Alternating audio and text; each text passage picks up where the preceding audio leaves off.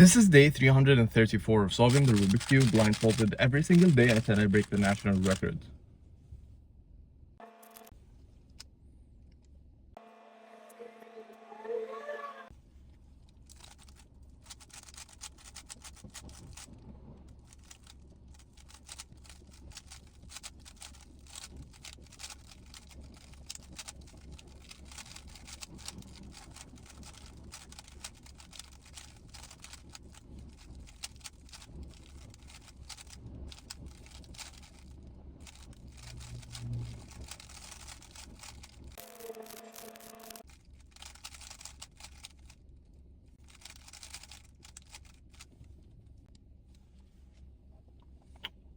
I knew it. I just didn't know which corner orientation it was in.